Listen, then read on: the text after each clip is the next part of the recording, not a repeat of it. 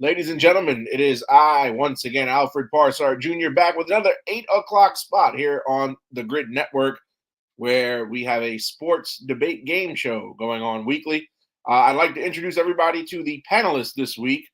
Introducing first on the bottom to my far left, he is a co-founder of the Grid and the co-host of Bicoastal Baseball on the Grid Network. Ladies and gentlemen, Mike Guido. Might as well plug this as well, by the way, co-host of the NFL of the Grid Draft Show, which is going to be airing right after we're done here. So throw that out there with my buddy EJ Savage. But doing pretty well, Alfred. I think I'm looking forward to see if the Yankees can sweep the Kansas City Royals to the stadium today.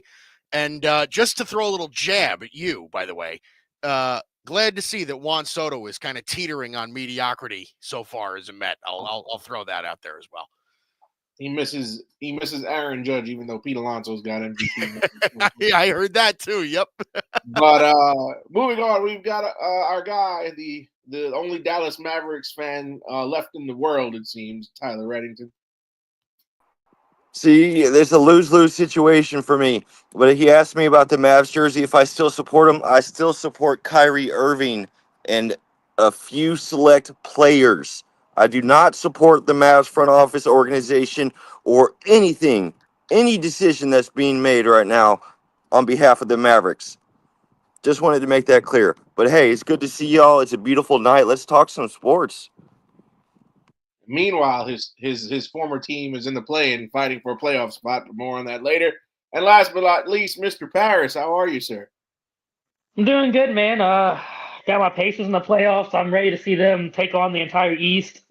I got the Red Sox. I don't know what they're doing right now. One day I look at them, they're winning 16-1. Next day I look at them, they're losing 16-1. So, it's back and forth with them. But I got all hopes on my Pacers right now. Well, the city of Indiana does too. Ladies and gentlemen, the rules for 8 o'clock spot.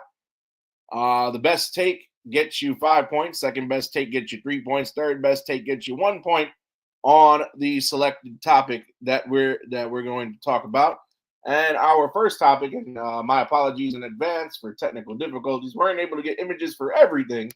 But the first topic on the board tonight, the GM of the New York Football Giants said that if the Giants were to draft Travis Hunter from the University of Colorado, who at his time at Colorado played both offense and defense, played two ways, he says that if they draft him, they're playing him two ways in the NFL. Good idea or a bad idea? And we'll start with the man who's hosting the NFL draft show when this show concludes live, Mike Guido. See, I'm rusty. See, I haven't been a contestant in a while, so I forgot to unmute myself for the first couple of seconds. But I think here's the thing, Alfred. First of all, I don't think that the Giants are going to be able to draft Travis Hunter. I think he'll be gone by the time they get by the time they get to the third pick, right? I just have a feeling that Cleveland's going to take him at number 2. But for argument's sake, let's say that the Giants do take Travis Hunter at number 3.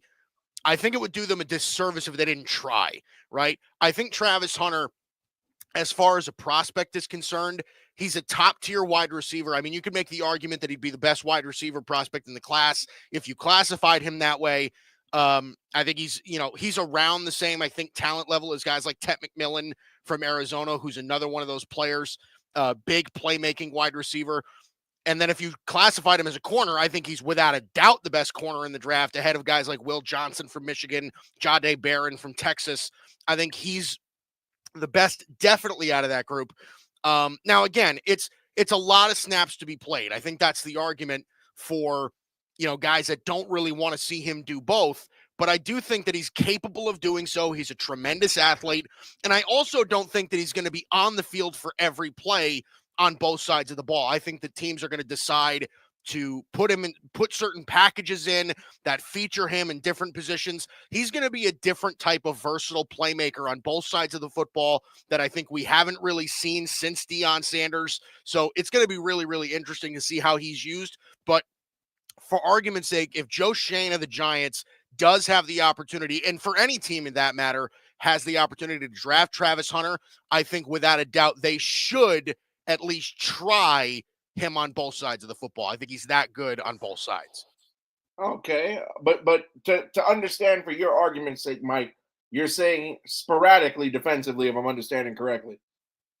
Well, no, I mean, I think you can put him in as a corner on on defense. Listen, if it were me who was evaluating him, if I was the GM of an NFL franchise, I'd have him classified as a corner. I think he's a better corner than he is a wide receiver, but he also led college football in touchdowns. So there is something here to the fact that he's a very reliable pass catching target, right? And he's one of these other players who's ball hawk on defense. He's a great corner all around, superb athlete. If he has the ability to do both, let him try to do both. And if it doesn't work, then focus him in on his better side of the football. I think any team that drafts him then has that luxury to do so. Okay, Tyler, what do you think? So I actually have him going to the Browns too, but for the show's sake and argument's sake, if you're Giants, no doubt do you have to play him on both sides. Now, he did come out in the combine as a corner, so we know that defense is his primary focus. Although, like Deion Sanders said, if it's the end of the game and you're on offense or you're on defense, how do you not have somebody like Travis Hunter on the field? And I got to agree with him. I mean, he's the fastest, quickest, and he's proven to be just as strong as anybody. And also, when you're the Giants, you got to do something different. It's not like you've been maximizing talent for the last 5 years anyway. You might as well try to maximize talent here if Travis Hunter so graciously falls to number 3. Also, the Giants have been so bad. This might spark something for the Giants. This might be something where, hey, I want to turn on 315 and watch the Giants because they got this new guy that plays both sides of the ball. And, I see him potentially being a pioneer for next generations to come, like Deion Sanders, that say, hey, if I'm as good on offense and I'm good on defense, why not play both sides of the ball? Let's make it happen. If I'm the Giants, it's a no-brainer. All right, and Paris, finally, would you agree with the Giants GM? Would you play Travis Hunter both ways if you had him? As they both said, you definitely got to try it. I just believe over the whole career, at some point, he's going to be more one way or the other. I mean, the NFL is just too physical for one player to be out there 24/7. At some point, he's gonna have to pick a spot. Rather the team gets to a good spot where they don't need him as a wide receiver or they don't need him as a cornerback. He doesn't have to be on that side all the time. But I mean, to start off, the team needs kind of people at any position, so they're gonna need him to play. He's good at both sides, and definitely, if it's a close game situation, there's no reason not to have him out there. That's another weapon on offense. That's another weapon on defense that can shut down a wide receiver. Big moments, yes, he's gonna have to be on there either offense and defense. But throughout his entire career, I can see it maybe rookie year that he's able to do both offense and defense. But I feel like over time, at some point, he's gonna more specialize in either offense or specialize either defense, and then they'll use him on the other side. In situations where they need him, they want to run a play, they need somebody guarded, he can do that. But in a whole career, I think you'll have to pick one. But maybe at the start, like I said, you have to try. You have to see what you can do on both, and if you can handle being out there all the time in the NFL. Okay, and that's valid. All valid points that all three of you make. You guys make the scoring for this topic actually pretty difficult. But I'm going to go ahead and give Paris the 5 points because that is an interesting thing that you said. Throughout the entirety of his career, the NFL is far too physical for him to. And let's say he has a 15-year career. Or even a 12-year career, it's still difficult to have that much longevity playing both sides of the ball because the NFL is just far too physical. And I can only imagine he's hitting guys on one end and getting hit on the other. And as you guys know, when guys play on a Sunday, you don't really start recovering until about late Tuesday, early Wednesday. God forbid he has to turn around after a Sunday and play Thursday night football. That's there in and of itself. Mike, I'm going to go ahead and give you the second best with 3 points. Like you said, Mike, you have to at least put him out there. Yes, the kid is like what Tyler said, entering the combine as a defensive player, but he also led college football in touchdowns, which is an offensive statistic. It would be hard not to justify both. And Tyler, we just gave you the one just because somebody had to get first and second, but 3 compelling arguments. To the comments, our good friend Tim from the Boston Sports Summit says Kyrie Irving is a terrible guy to support. Trust me, I know. I guess he's talking about Tyler's jersey. And Sincere Brown said Travis is fine. All right. Moving on in our list of topics. So we're going to shift things to the NBA. The Phoenix Suns, led by Kevin Durant and Devin Booker, missed the playoffs, even though they had a strong start to their season very, very early in the season. High expectations, of course, with Bradley Beal in tow. They recently fired Coach Mike Budenholzer. Now the question is, where do the Suns and where did Kevin Durant go from here? Is a rebuild on the horizon? I got to start off asking, and what's next for Kevin Durant? And I'll start off asking Tyler since he's probably filling out applications for new team fandom. KD is good as gone. I promise you that. There's no way KD stays in the inept franchise of the Phoenix Suns. He will go to a contender. In fact, he will probably only be fielding interviews with people that are either in position to win a title or with him in position to win a title. And he's just proven to be that he goes to where the situation is most easy. You know, he goes the easy route. I love KD. I love him as a player. But when it comes to chasing rings, he's notoriously known as going for the easiest route. And I see him going to a team that probably could have won it without him. You give me the final 4 teams this year. KD's watching closely on those 4, and he's deciding where he wants to go. He could go anywhere. I mean, he's still a walking bucket at this age, and he's so fun to watch. Still, as long as he could stay on the court, he's going to get you a bucket no matter what. I would like to see him one time in his career take the hard road, stick it out, but this situation is not one that I suggest him do that in. Phoenix is terrible. Matt Ashiba, since he's been an owner, has been awful at decision making. James Jones got to go. They got to blow it up from the top up to the bottom down. They keep using these great coaches as scapegoats, saying, "Oh, why didn't y'all figure it out? Why didn't y'all figure it out?"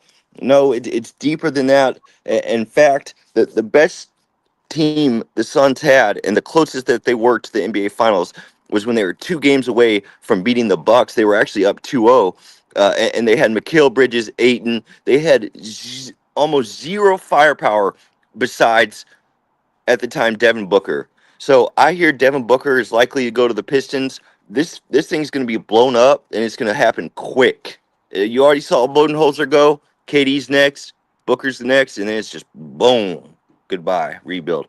And I'm not so sure that Matt Ashiba is okay with 2 years after buying the team going into a rebuild. But hey, welcome to the league, Matt. You see what it is? This is what it's going to be.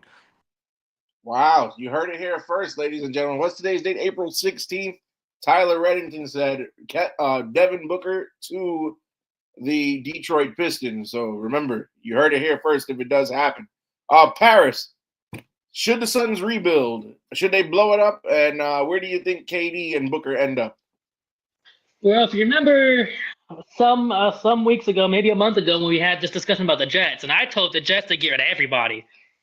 This is kind of the same situation. The only person I would recommend keeping, but I would understand if they got rid of him, is Devin Booker, because he has been the face of that team since he's been on that team. That's obviously been Devin Booker's team. He was there when they sucked. They were doing really bad. He was there dropping 60 points, making the Suns have somebody to watch even when they had nobody. And then when they made the playoff run with Chris Paul and DeAndre Ayton, he was still there, still there with the team. And now the team really should have more power.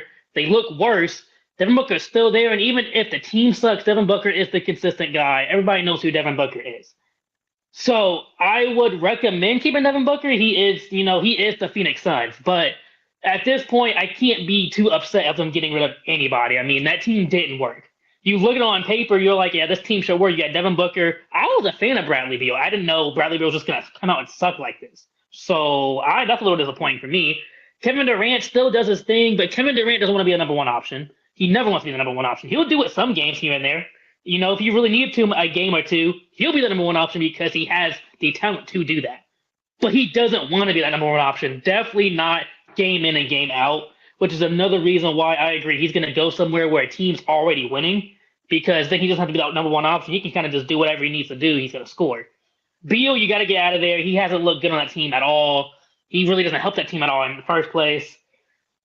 Devin Booker, again, I don't know. I'm up and down with them. I would like them to keep him, but if they can get picks for him and they got to let him go, I understand. You got to get rid of everybody. Get rid of them. Get rid of the coaches. Get rid of the GM. There's not a single stone you can leave unturned. That was bad. This is bad. For how close they were not too long ago to them to get rid of most of their players to bring in a whole new group of players that think this is going to work, and they can barely reach the playoffs with these guys. Yeah, none of them need to be keeping a job over there. I'm getting rid of it all. I get new owner. I don't want to, immediately take and start a rebuild, but I'd rather blow it up now and start building into the future right now than just keep hanging on and we just kind of keep getting worse slowly and slowly getting worse. I mean, look at the Pistons. They sucked last year. Now automatically in the playoffs. So you do the right things, you can make a quick turnaround in a year or two. You just have to make the right moves, hire the right people, get the right players. Okay, and Mike, your 2 cents. Yeah, I think. Look, I don't know. I don't know that the Suns need to completely tear it all down. I mean, I think it depends on what you mean by rebuild. But I definitely think that Kevin Durant's time there is over, and it should be. It hasn't worked out. This past year was a disaster from a lot of different areas. I think Devin Booker, Devin Booker is capable of being held on to right now. I mean, he's in his 9th year in the league and he's still only 28 years old. So I think that there's still something there where you can kind of build around him. But Kevin Durant needs to be on his way out. It just feels like dysfunction follows him wherever he goes. The only place really where it's truly worked out for him, right? Like obviously Oklahoma City has worked out, but when he was in Golden State, that was the only place where he went and it truly worked out, right? Like it didn't work for him in Brooklyn. It's not working for him in Phoenix. Kevin Durant just needs to find a place where he can, kind of like what Paris said.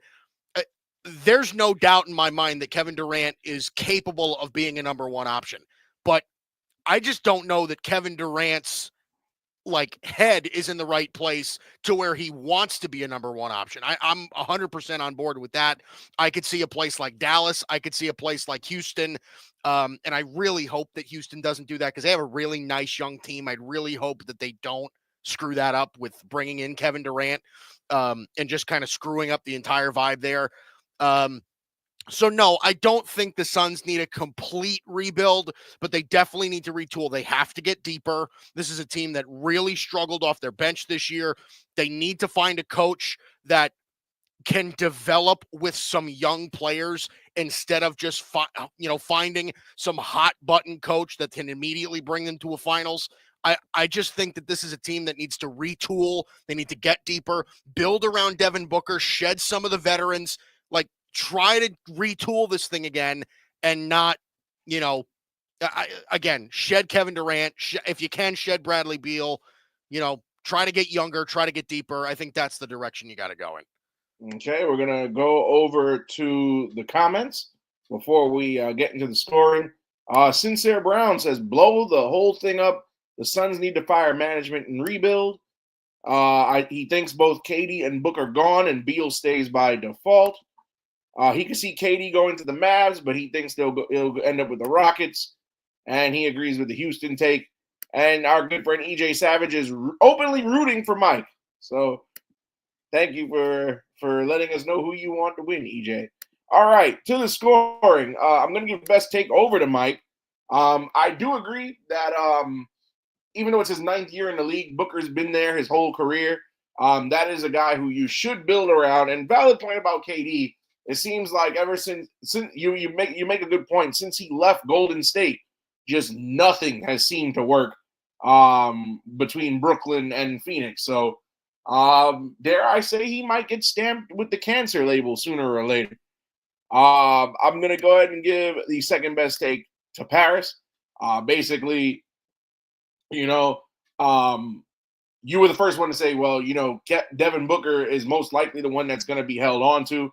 I can't see Bradley Beal staying only because he's been unavailable more than he's been available in his time in Phoenix. And Tyler, I respect your bold prediction, but I can't see a team that just got good in the Pistons trying to get Devin Booker because they basically have to start over.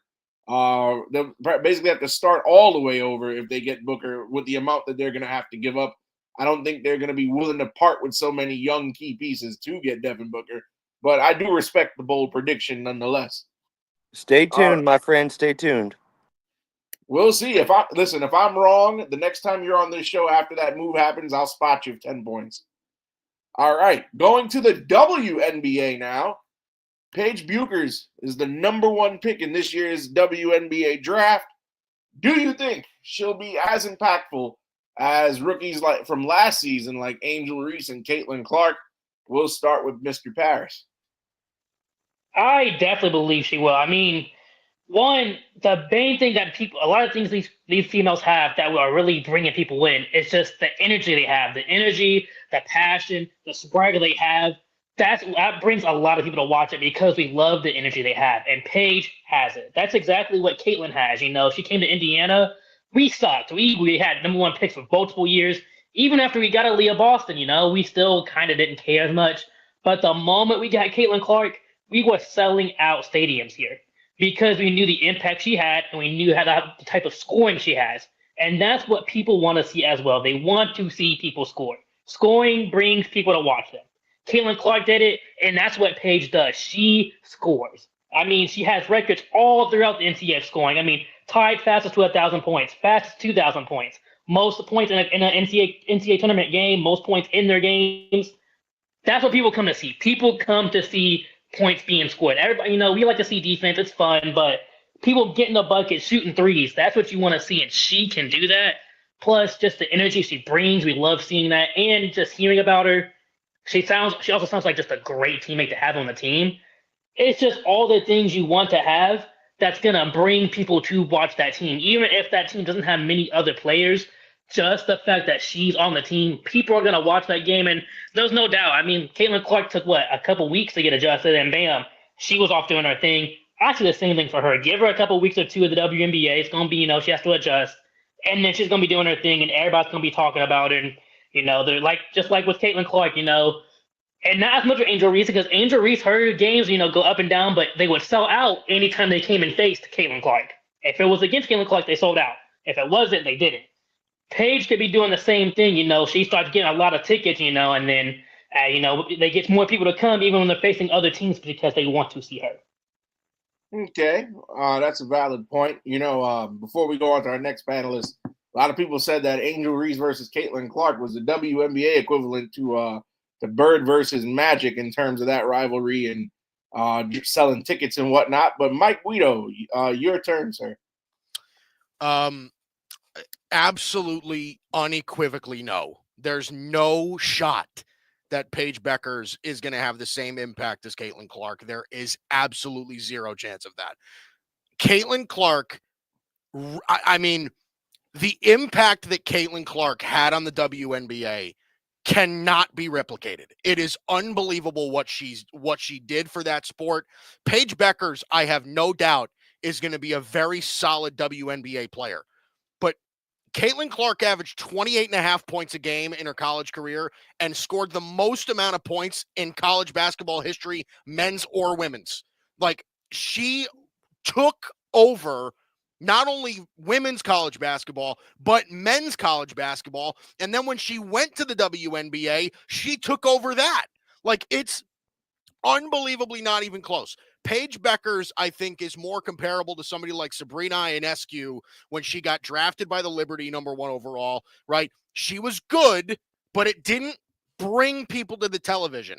That's what I think Paige Beuckers is. She's a very solid WNBA player, very worthy of being a number 1 pick. I have no doubt about that. But what Caitlin Clark did for the WNBA is beyond what anybody could comprehend. She made the WNBA actually popular, legitimately popular. Paige Beuckers is not going to do that at that level. And to be completely honest with you, I don't even think Angel Reese should be included in this conversation. I just don't think that she's even close to the type of player that either one of them are. So, listen, all praise to Paige Beuckers on being a really good college basketball player and a potentially very good WNBA player, but there will never be a world where she touches Caitlin Clark. Not even close. You heard it here first, folks. Mike Guido, not a believer in Beuckers being another Caitlin Clark. Tyler, what say you? Now, as far as what you did for the league and the game itself, you might not be able to touch Caitlin Clark's impact last year. But when we're talking about a city that just lost Luka Doncic, she has the chance to come in and revive a city. And literally, CeeDee Lamb, who is on America's team, per se, said that trade killed the whole city. So now we're bringing Paige in, and you see that she's tough as nails already. She tears her ACL. You're not going to come back. You're not going to come back. And you know what? She fought through that injury. She came back, and to put her team up 30, she hit an and one dagger against South Carolina. She walks off the floor, gives Gino Ariam a hug, and you telling me you're watching that and not getting goosebumps? That's next level impact. And you know what? Talk about loyalty. She could have gone to the WNBA several times. She said, I want to stay at UConn. And Dallas breeds that type of loyalty. We just got backstabbed by Nico. The statue outside of the AAC says loyalty never fades on Dirk's statue. So we need somebody like Paige Beuckers. Do I think she's going to have the same type of impact on the standings or the NBA or WNBA game itself? No. Do I think she could have a similar impact in the sense that she's going to bring a city back together? Yes, I do believe that she has that power. All right. And the man has spoken. Let's go to the comments real quick. Our good friend Tim from the Boston Sports Summit says the only woman that sold out stadiums was Caitlin Clark. Angel Reese only got people talking because she whines and complains while missing layups. Caitlin Clark is the only hope the WNBA has to survive. Jesus, Tim, tell him how you feel. Although, Sincere Brown says Juju is better. I guess he's referring to Juju Watkins from USC. I don't know how much better she could be with her ACL hanging from a thread, though. Angel Reese, by the way, Alfred, Angel Reese, the greatest offensive rebounder in WNBA history. I will tell you that. From catching her own misses. Yes, and those are on purpose. I feel like you can't miss that blatantly. Like, how do you miss a bunny shot and you're like you're getting all these like label deals? I'm like, dude, I could make those bunny shots. All I can say is every McDonald's I drive past has her poster in the window because she has some type of deal with them. I don't eat McDonald's, so I don't know. I just see her face in the window. And when I go cereal shopping, she is on the box of Reese's Puffs. I know that much. But best take, I'm going to give Mike Guido. Very strong argument. Like you said, Caitlin Clark, she did more for the popularity of the game than anybody else. And we're talking about, look who else has been in the WNBA, from your Lisa Leslie's to your Candace Parkers to your Cheryl Swoops, and none of them brought folks to the TV as much as Caitlin Clark did. So that I appreciate that. I'm going to go ahead and give the second best take to Tyler, because while the WNBA can't compare to the NBA, your city does need somebody to save it from sports peril, which I don't. And as you said, you don't even think the Cowboys can do that. So the hopes of a city are now hanging on this young rookie WNBA player. And Paris, I'll give you third best take, but you do bring up some facts that Paige is solid from her numbers. We got another comment here, and Tim says that doesn't mean Reese is good. Never said she's good. I just said I see her face all over the place. All right. She's not good at basketball, by the way. Anybody that wants to tell me Angel Reese is good at basketball, I would happily argue with you over 30 minutes of film anytime you want. Hey man, you guys watch more WNBA than me, so I wouldn't know. But our last regular question before we get to the finals, Jalen Hurts was named the most influential athlete of 2025 by Time Magazine. Not influential football player, but influential athlete between all sports. Do you agree? Do you disagree? If you agree or disagree, why? And if you disagree, who would you put over him? So we'll start with Paris. Man, I don't see how he could be an influence to anybody. I'm really not gonna lie. I'm not influenced by Jalen Hurts at all. And that's not even have to say that doesn't go against him as a football player. Like I have no issue with him being a football player. He does his thing. I just don't see if you to me saying he's influential. It says you're inspired by him. He doesn't do anything other than obviously being a football player. People are gonna be inspired by football players in general. He doesn't do anything to inspire me. Like I don't look up to him and be like, yeah, I want to be Jalen Hurts. And I don't see anybody growing up that wants to say, yeah, I want to be Jalen Hurts. Like I just don't see that. I mean, again, like I said, if he's a pro NFL quarterback, he just won a Super Bowl. That's most likely probably why he got it, because he won a Super Bowl. So yes, people want to be a Super Bowl winning QB. There's no doubt about that. I can't say anything negative about that. It's just influence, inspiration is things he does. I don't pay attention to him outside of NFL. I'll say that. So maybe he does do a lot of things outside of football that I have no idea about. And if he does, I can understand that, because that's also another thing to look up to as somebody who's doing stuff for the community, stuff like that. And I think that is huge. So if he's doing stuff like that, then I would be in the wrong. But just seeing him as a football player, I see him on TV, nothing just jumps out like, man, I wish I could be a Jalen Hurts. Jalen Hurts is just special. Nothing pops out to me about Jalen Hurts. I have no issue with him as a person. I have no issue with him as a QB. I just don't see him as the main influential person. I mean, when I think of influence of just games, I'm thinking, even just not NFL. You go to basketball, Curry's influential. LeBron's influential. You go to baseball, Ohtani's influential. Mike Trout's influential. I don't get that same energy from Jalen Hurts. I just don't. And that's just a me thing. Again, maybe he does things outside of NFL that I have no idea about, but just when it comes to him as a player, I am not influenced by him at all. Okay, fair enough. Mike, you were shaking your head a little bit. What thoughts do you have? Yeah, so just a little preface on this. So the Times 100 most influential people list, the athletes included on that list are Simone Biles, Nafisa Collier, Breanna Stewart, Jalen Hurts, and Leon Marchand, the swimmer. Okay, so here's the thing. The Time 100 most influential list is kind of a joke, and it's always been a joke, because they do this seemingly every single year, and the reason they do it is so that they don't give it to the same people every single year, okay? There is no world in which, and I'll get to Jalen Hurts in a second, it kind of goes back to what we were saying before. There is absolutely no world that we live in where Nafisa Collier and Breanna Stewart are more influential people than Caitlin Clark. That is beyond me in the WNBA. Beyond me. So that's the first thing. Simone Biles deserves to be on that list, without a doubt. Leon Marchand deserves to be on that list. Absolutely. There's no doubt about that. Okay. Jalen Hurts, in my mind, isn't the most influential player on his own team. Like, I would make the argument that Saquon Barkley is a more influential athlete than Jalen Hurts is. Now, I understand he's the quarterback. He's the Super Bowl winning quarterback, right?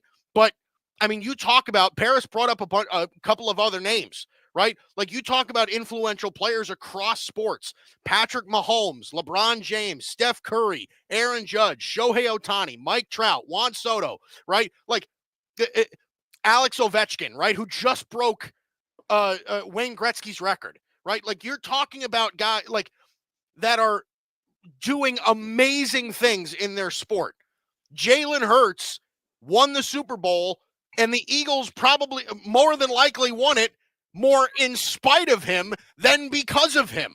So I don't understand it. I get it. I get the fact that they try to do this. They try to give different people, different athletes on this list, sort of like they give everybody their turn in a sense, but there's no way that Jalen Hurts is more influential than LeBron or Durant or Curry or Mahomes or Aaron Judge or like Serena Williams. Like, come on, dude. Like, there's absolutely no way that that's the case. No way. All right, and Tyler, your opinion on Jalen Hurts being proclaimed the most influential athlete of the year? Absolutely. Paris, you live in Indiana, right? When I used to live in Indiana, I used to have all these type of bonfires, man, campfires. I love them. This list would be the first thing in one of those bonfires, because this is the most atrocious list I've ever seen in my life.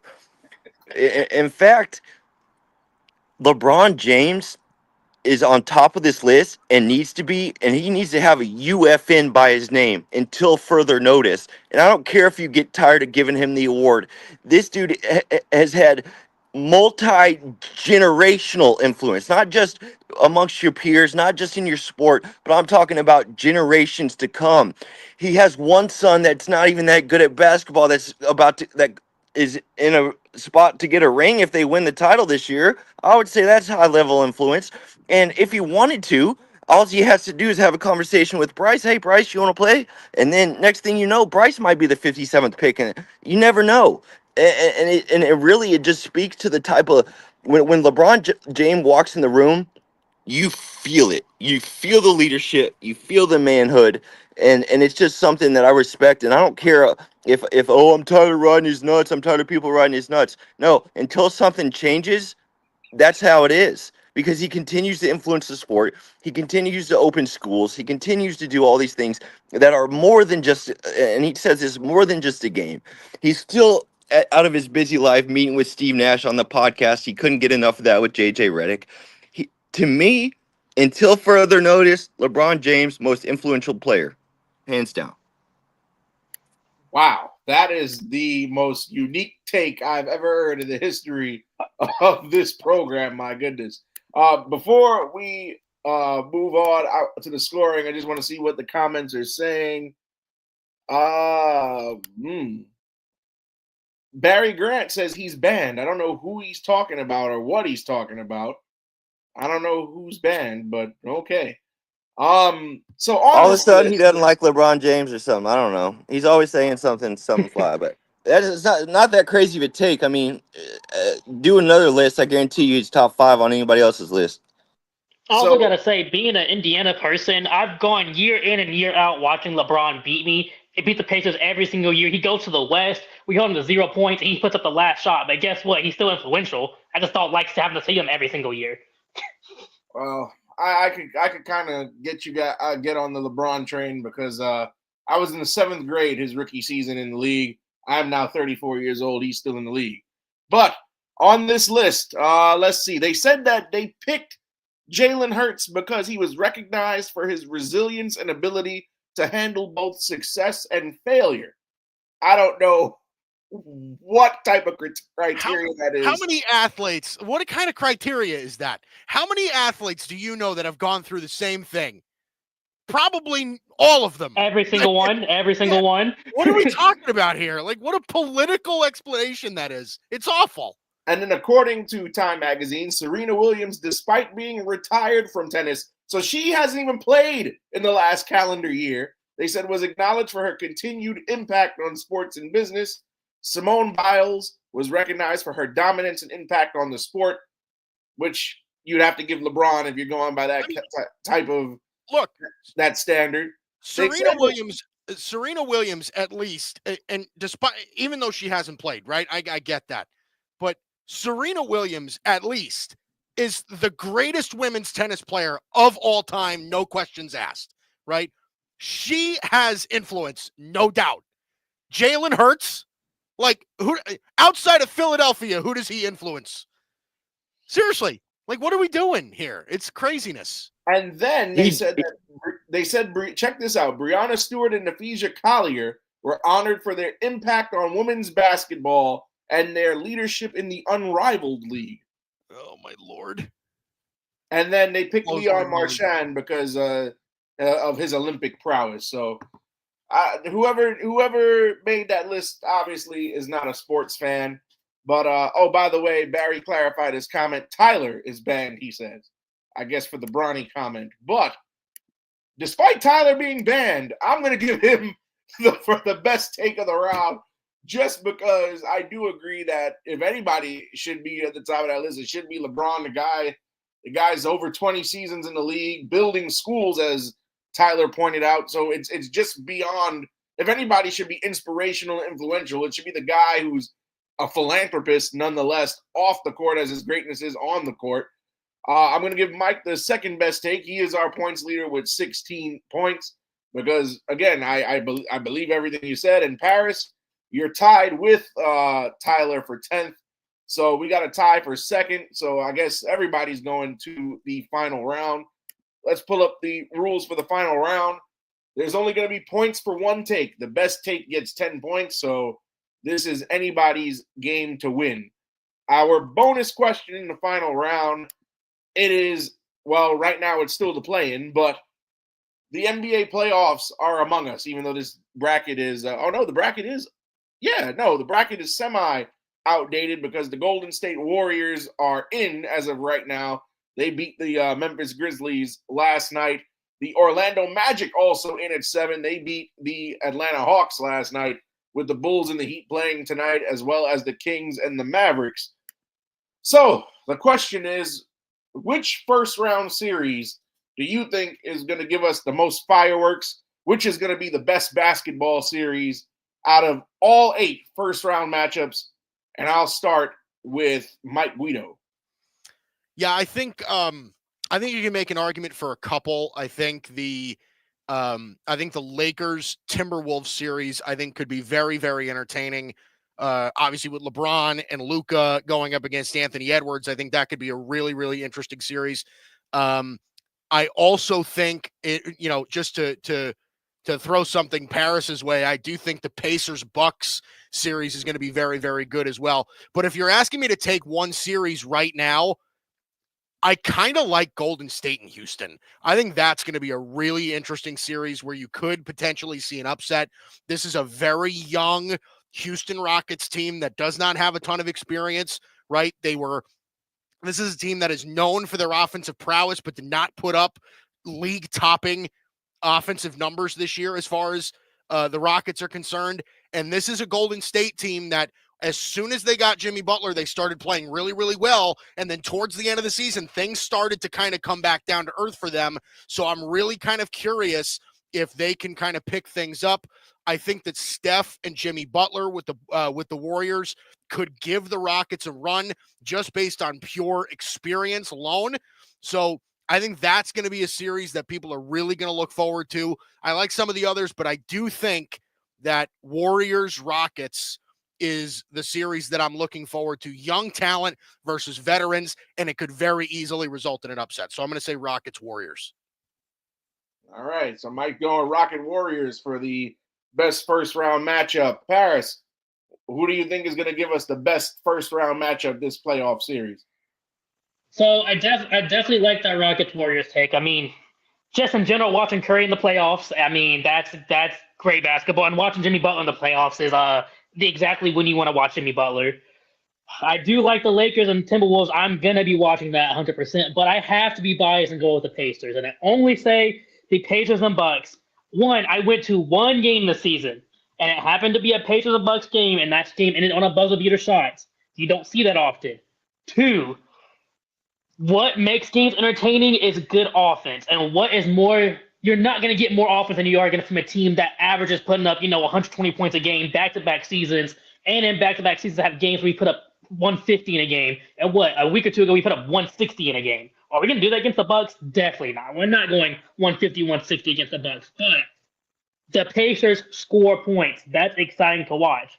And then the Bucks, this is a rematch from last year, which also makes it exciting and a little bit scary, having to face the same team in the first round again. And it's a different team. Last year, we had to face Dame while Giannis was injured. This year, you have to face Giannis while Dame possibly is coming back, but he's at least going to be out for the first game. I say that's much more scary having to face a Giannis than a Dame. Dame is obviously a great player. He's always one of my favorite players. And if he comes back, it makes it even more scary. But Giannis is Giannis. As long as Giannis is in the league, he's going to be an MVP candidate every year. Obviously, with Jokic and Shai, them two are running with it. But Giannis is always in the conversation. He's just had games where he dropped 30 points, 20, 10 rebounds, 20 rebounds, 10 assists. That's fun to watch. Nobody can really stop him. I can tell you the Pacers got nobody that can stop him. But, I mean, who can stop somebody who's built like that? Just can't. But when I go back again, watching Curry is fun because of how he can shoot the ball. The only thing that can compete that is a whole team who will just shoot threes the entire game. And that's what the Pacers will do. We will pull up threes for the entire game. And if we're hitting, it's going to be a very offensive game. And I'm sure it's going at least 6 games, especially with Giannis in there. It's going to be a tough series. All right. And finally, Tyler, your opinion. Which first-round matchup in this playoffs is going to be the best one in your opinion? There's several good series, and that was a good take too. Although without Damian playing, it puts a little damper on that series. The second one I like is the LA Clippers against Denver. Uh, Either one of those teams has the ability to go on and actually beat the number one seed Oklahoma City Thunder, but without the Mike Malone and GM, I'm not going with that matchup. The matchup I'm going with are the Detroit Pistons at the New York Knicks. The New York Knicks have been playing one of the hottest brands of basketball for so long. People said that this might be their year. They could trip up Boston. They have Karl Anthony Towns coming in. OG Anunoby's playing out of his mind defensively. They have the pieces. But then you have this old school brand of basketball with the Detroit Pistons. And, man, if you haven't watched them, they are fun to watch. Could shoot the hell out of the ball. Tough as nails. So not only with Cade Cunningham, his emergence and what he's doing, with Jalen Duran, Isaiah Stewart, they have shooting with Malik Beasley. They brought in Hardaway. They're deep now. They're deep, and they have a lot of players that can contend. I expect this series to go 6 or 7, and it's going to be. You talk about fireworks, Pistons at the mecca of basketball, New York. Come on, give it to me every day, any day. I want to see it, and I can't wait to see it. All righty, let's go to the comments before we get to the scoring. Going on the previous topic, Barry Grant said that, Tyler, you praised LeBron and threw shade at his son. That is a Stephen A. take. Barry also said Lakers in 6. His series he's looking forward to, the Clippers and Nuggets, because those are two frauds going at it just to lose in the next round. And then finally, our good friend Tim says the Knicks are freaking frauds. I guess Tim's mad because nobody picked the Celtics in their series, but boring. ladies, Celtics are gonna mollywop the Magic. That's not interesting at all. That's why we didn't pick that one. Sleep. It's good to see a slaughter from time to time. I'd rather my team win a sweep than go 7 games, but also I digress. But the winner this week.